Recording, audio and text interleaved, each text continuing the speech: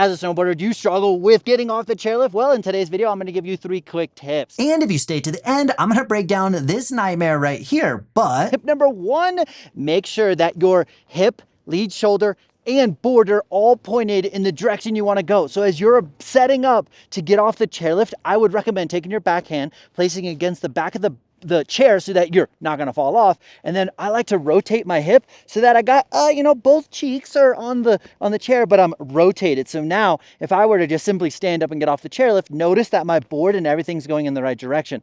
The most common mistake for snowboarders is we get off the chairlift like this. Now, guess what? My snowboard is already pointing in a direction that is going to make life 10 times harder. So if we can just simply follow step number 1, this right here is going to be an absolute game changer. But that's not all. Tip number 2 is if you take your back foot and press it against the back of the binding, it's going to allow you to have way more stability and control as you exit the chairlift. And sometimes the chairlift, the runouts can be super icy, steep, or if you're lucky, they're mellow. And then tip number 3 is probably the thing that is probably the stem of most of the problems on a chairlift. So thank you for watching, because this is a game changer. But what we tend to do as snowboarders, even if I followed step 1, step 2, as I'm getting off the chairlift, my eyes naturally want to go, ah!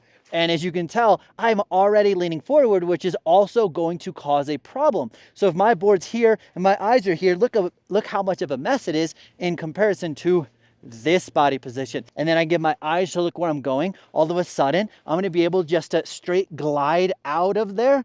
Plus, that also allows you to see any obstacles such as people, trash cans, gear, ice, all that sort of stuff. And exactly what you've been waiting for is the breakdown of this absolute nightmare where I'm stuck between skiers, snowboarders, holy cow. And as you can see in this situation, if you just follow steps 1, 2, 3, it's absolutely gonna make this 10 times easier. But one strategy that I love to use is I'm actually taking my right hand and pushing off of the chairlift just a little bit so I can get a small speed boost, giving me a little bit more space so I don't crash, but I'm also giving everyone else behind me a little bit of space. Now, this is a bit of an advanced technique, but extremely useful. So if this content is the kind of content you resonate with, definitely follow me, because I literally post every day, and my goal is to make you as awesome as possible. So like that video, and I'll see you tomorrow.